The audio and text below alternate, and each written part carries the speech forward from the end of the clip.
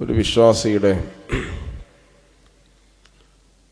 ജീവിതത്തിൽ ഏറ്റവും അനിവാര്യമായ ഒന്നാണ് അള്ളാഹുവിൻ്റെ ബറക്കത്ത് ഉണ്ടാവുക എന്ന് പറയുന്നത്. നമ്മുടെ ആയുസ്സിൽ, സമ്പത്തിൽ, സമയത്തിൽ, എല്ലാ സന്ദർഭങ്ങളിലും അള്ളാഹുവിൻ്റെ ബറക്കത്തുണ്ടാവുക എന്ന് പറയുന്നത് വിശ്വാസികൾക്ക് വളരെ അനിവാര്യമായ ഒരു കാര്യമാണ്.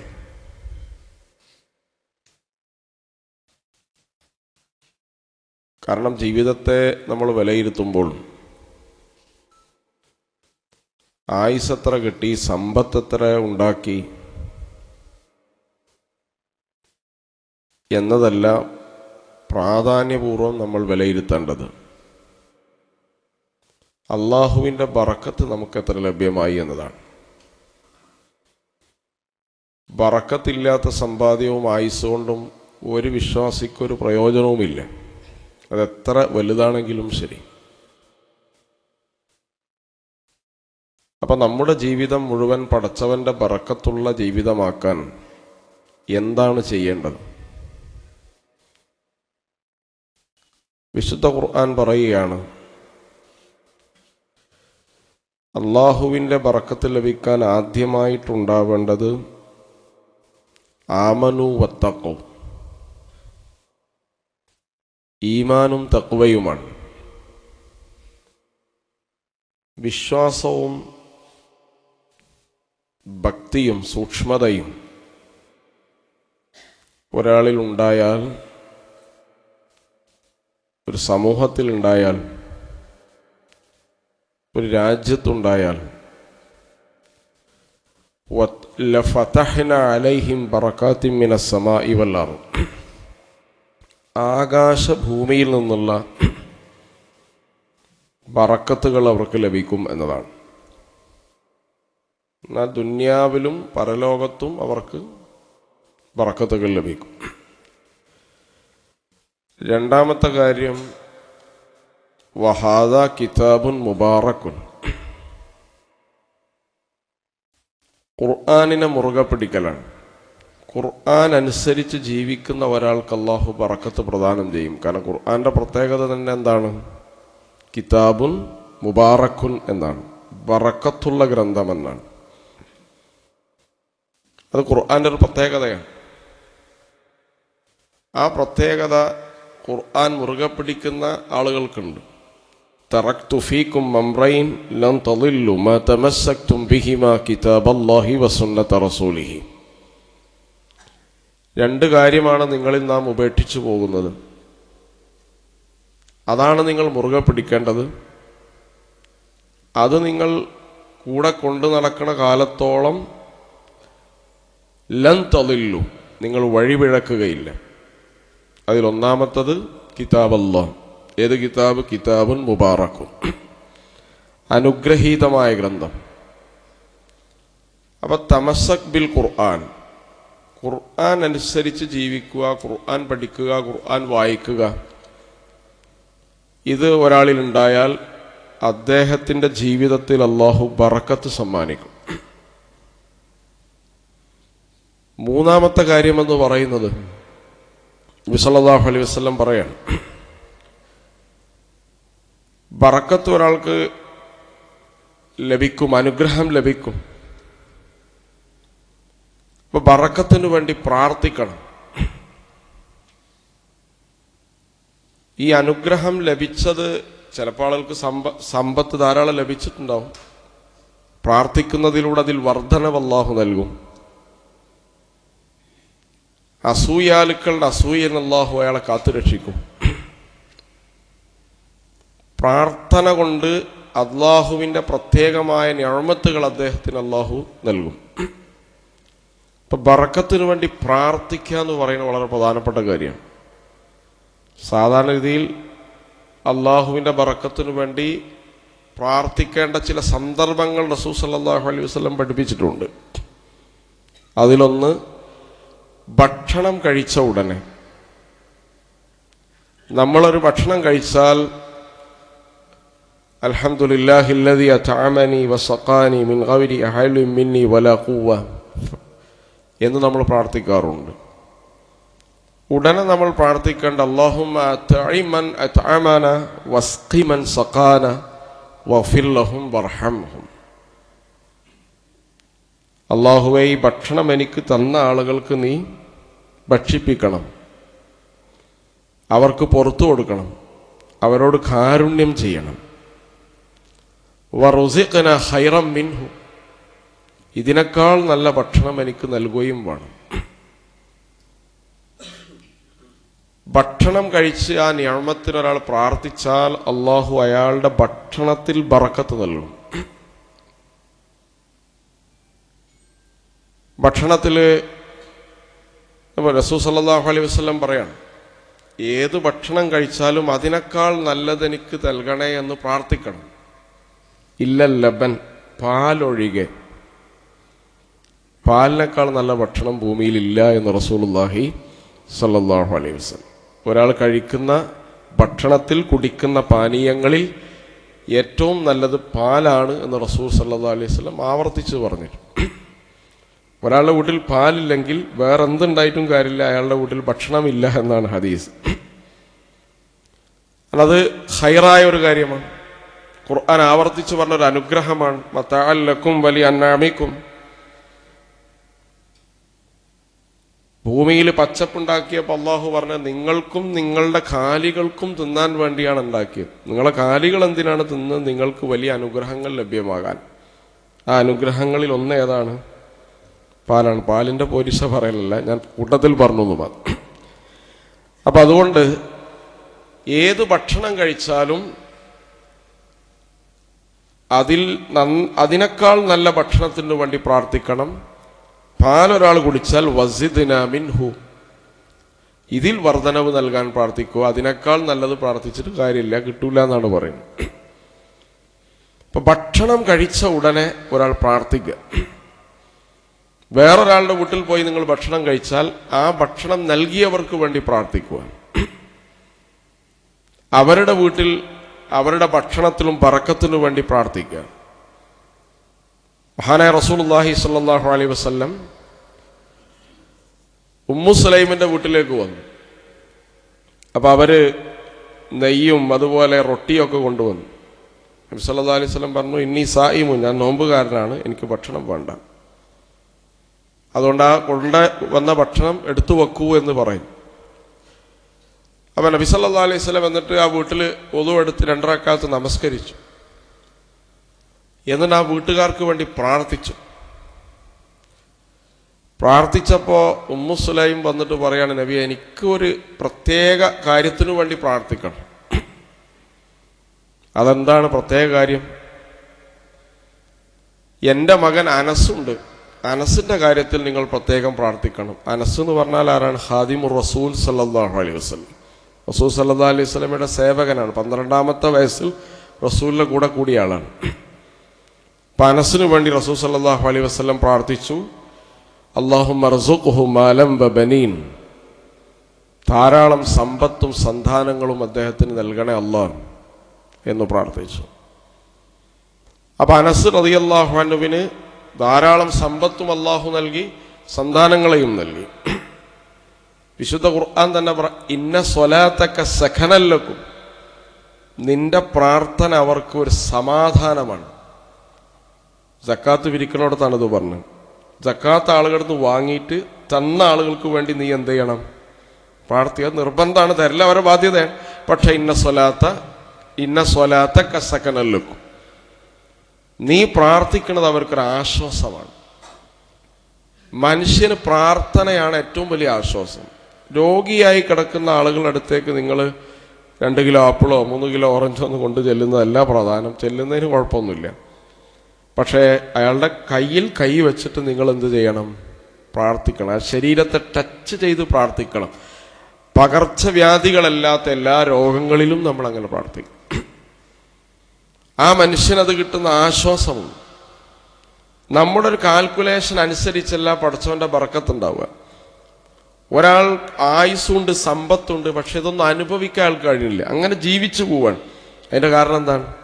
സമ്പത്തിൽ ബറക്കത്തില്ലാത്തതുകൊണ്ടാണ്, ആയുസ്സിൽ ബറക്കത്തില്ലാത്തതുകൊണ്ടാണ്. ധാരാളം കുടുംബവും സന്താനങ്ങളും വലിയ തറവാടൊക്കെയാണ്, പക്ഷേ ഒരു മനസ്സമാധാനമില്ല, കാരണം കുടുംബത്തിൽ ബറക്കത്തില്ലാത്തതുകൊണ്ടാണ്. അപ്പം ബറക്കത്തിന് വേണ്ടി പ്രാർത്ഥിക്കുക എന്ന് പറയുന്നത് നമ്മൾ പ്രാർത്ഥിച്ചാൽ അള്ളാഹു നൽകുന്ന ഒരു കാര്യമാണ്. ഒന്നുമില്ലെങ്കിൽ ആ പ്രാർത്ഥന വലിയ ദീർഘമായിട്ടൊന്ന് ഹൈറും ബറക്കത്തും നൽകട്ടെ എന്ന് പ്രാർത്ഥിച്ചാൽ മതി.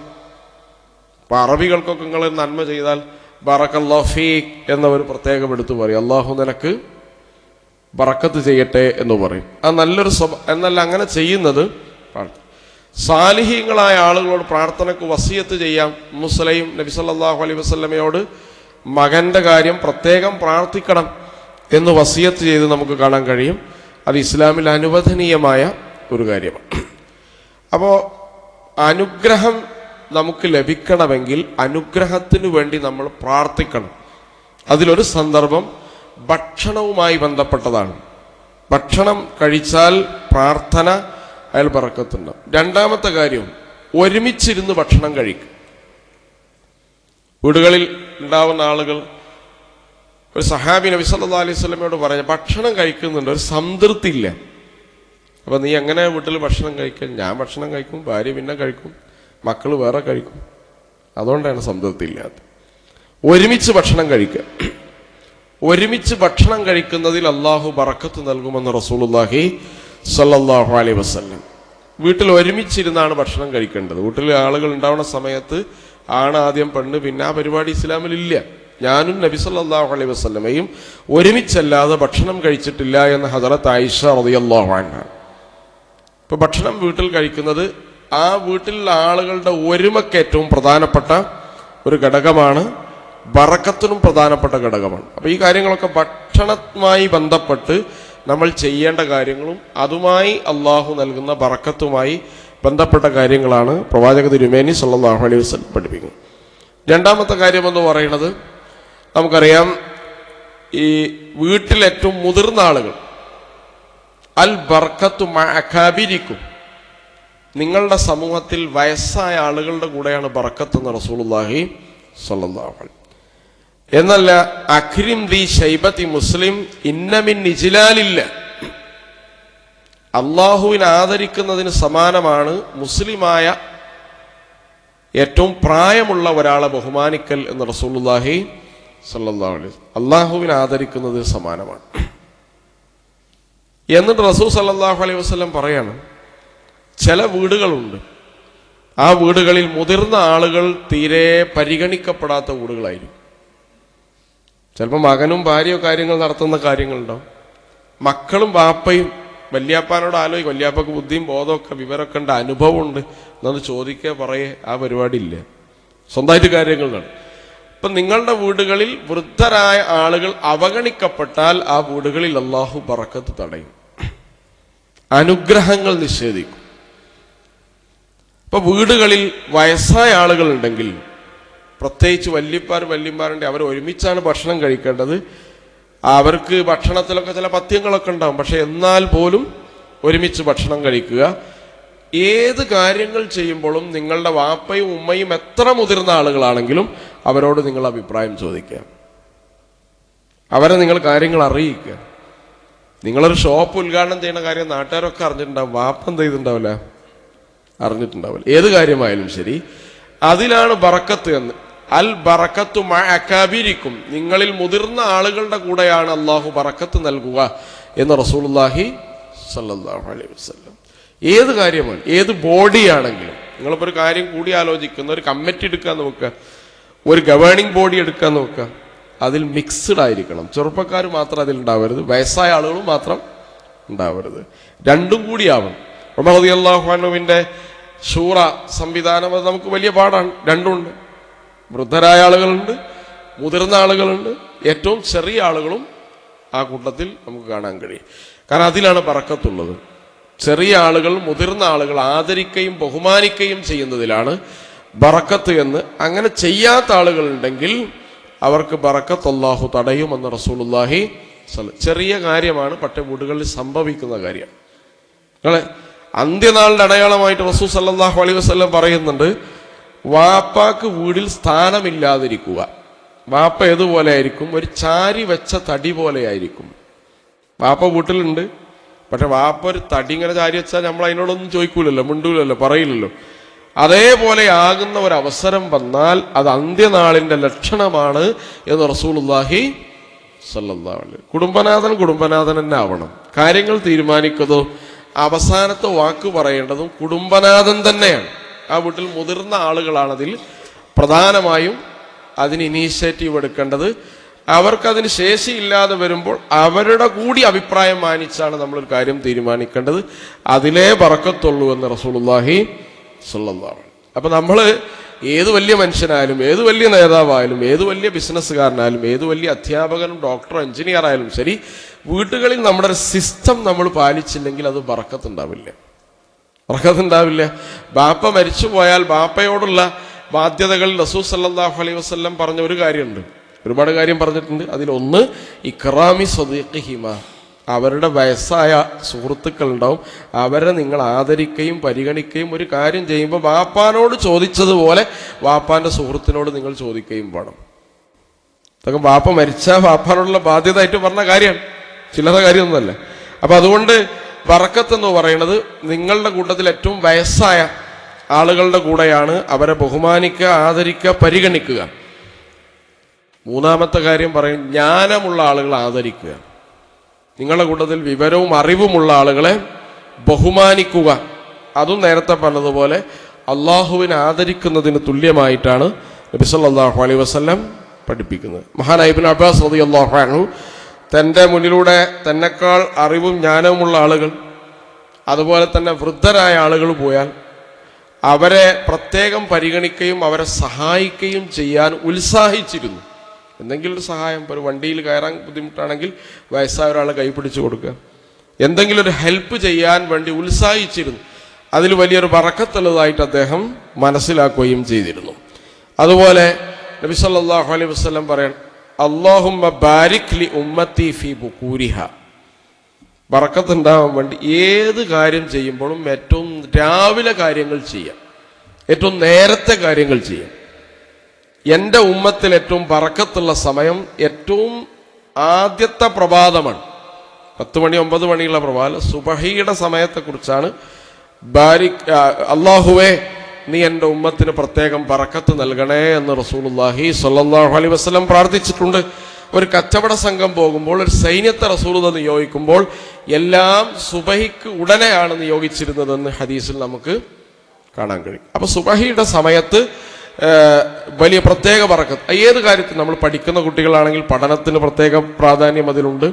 ഹിഫ്ള് ചെയ്യുന്ന ആളുകളാണ് ഏറ്റവും കൂടുതൽ മെമ്മറി പവർ നമ്മുടെ സമയത്ത്, നമ്മുടെ മെമ്മറിയിൽ നിൽക്കുന്ന, മൈൻഡിൽ നിൽക്കുന്ന ഒരു സമയമാണത്.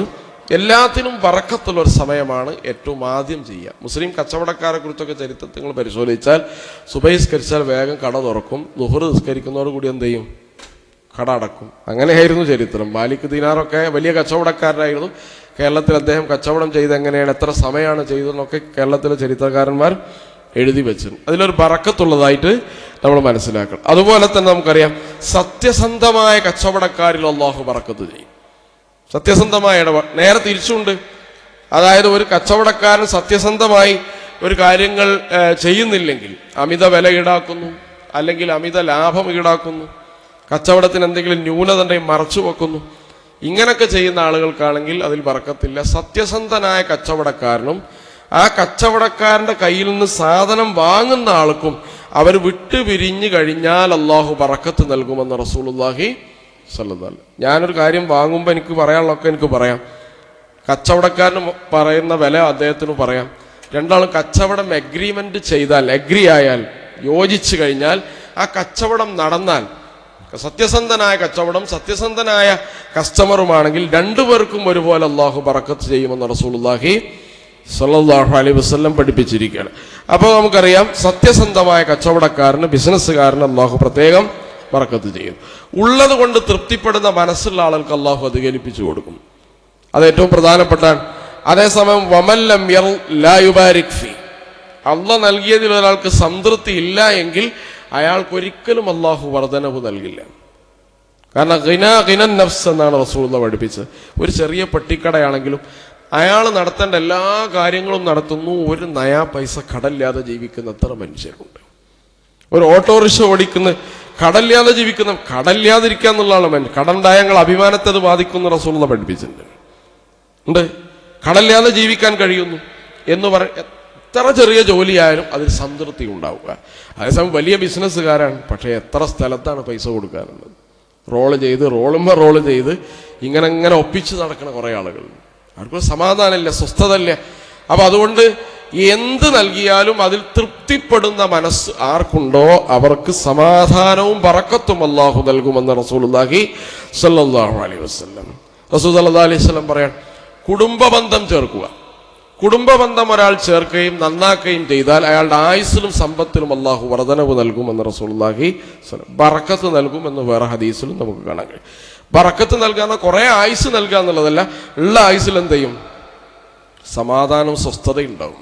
10-30 കൊല്ലമൊക്കെ നമ്മൾ പ്രവാസികളായി അധ്വാനിച്ച് നമ്മൾ ഒരു ആപ്പിൾ കഴിക്കണമെങ്കിൽ 2 വട്ടം ആലോചിച്ച് ചെറിയ പൈസ ചെലവാക്കണമെങ്കിൽ പോലും വളരെ ചിന്തിച്ച് ചെലവാക്കിയ ആളുകളുണ്ട്. ആ സമ്പാദ്യമൊക്കെ കഴിഞ്ഞ് വീട്ടിലേക്ക് വരുമ്പോൾ മര്യാദക്ക് ഒരു ആപ്പിൾ തിന്നാൻ പറ്റാത്തൊരവസ്ഥ വരുന്നുണ്ട്. അപ്പൊ ഇതൊക്കെ നമ്മൾ ചെയ്യുമ്പോൾ ആലോചിക്കേണ്ട ഒരു സമയം, നമ്മുടെ സമ്പത്തിൽ അല്ലാഹു ബറക്കത്ത് നൽകിയിട്ടുണ്ടോ, ബറക്കത്തിന് വേണ്ടി നമ്മൾ ചോദിച്ചിട്ടുണ്ടോ എന്നാണ്. നബി തിരുമേനി സല്ലല്ലാഹു അലൈഹി വസല്ലം ഈ പറഞ്ഞ എല്ലാ സന്ദർഭങ്ങളിലും അല്ലാഹുവിന്റെ ബറക്കത്തിന് വേണ്ടി പ്രാർത്ഥിക്കാറുണ്ട്. അതിൽ ഏറ്റവും പ്രധാനപ്പെട്ടതാണ് ഫൽ യസിൽ റഹിമഹു, അവൻ കുടുംബബന്ധം ചേർക്കട്ടെ. കുടുംബബന്ധം ഒരാൾ ചേർത്താൽ അല്ലാഹു അയാളുടെ ആയുസ്സിലും സമ്പത്തിലും ബറക്കത്ത് നൽകും. അയാളുടെ ആരാധനകൾ അല്ലാഹുവിന് സന്തോഷമുള്ള ആരാധനകളാണ്.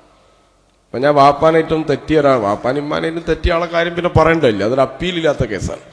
അതേസമയം വേറെ ഏതെങ്കിലും ബന്ധങ്ങൾ, ജ്യേഷ്ഠൻ, അനുജൻ, സഹോദരി, എളാപ്പ, മൂത്തമ്മ, അങ്ങനെയുള്ള ബന്ധങ്ങളുണ്ട്, ബന്ധുക്കൾ എന്ന് പറയും. ഇവരോടൊക്കെ തെറ്റി നിൽക്കുന്ന ആളുകളുണ്ടെങ്കിൽ അവരുടെ ആരാധന പോലും പടച്ചോൻ സ്വീകരിക്കൂല.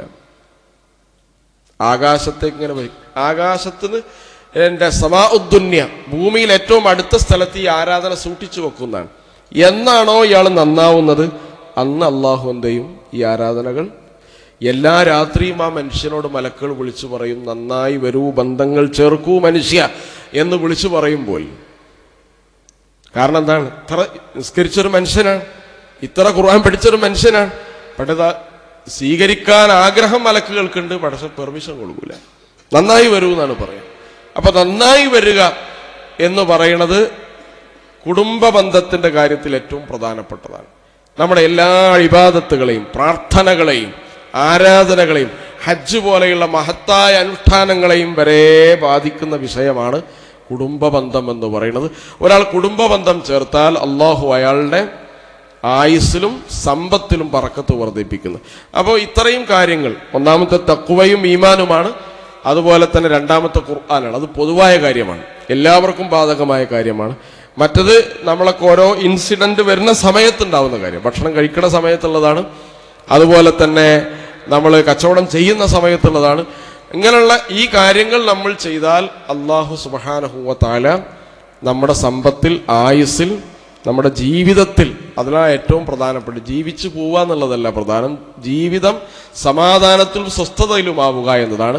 സമാധാനത്തിനും സ്വസ്ഥതക്കും ഏറ്റവും പ്രധാനപ്പെട്ട ഘടകം പടച്ച റബ്ബിന്റെ അനുഗ്രഹമാണ്. ഈ അനുഗ്രഹം ലഭിക്കുന്ന ആളുകളുടെ കൂട്ടത്തിൽ നമ്മളെയും നമ്മുടെ ബന്ധപ്പെട്ടവരെയും നമ്മുടെ ഭവനങ്ങളെയും അല്ലാഹു ഉൾപ്പെടുത്തി അനുഗ്രഹിക്കുമാറാവട്ടെ.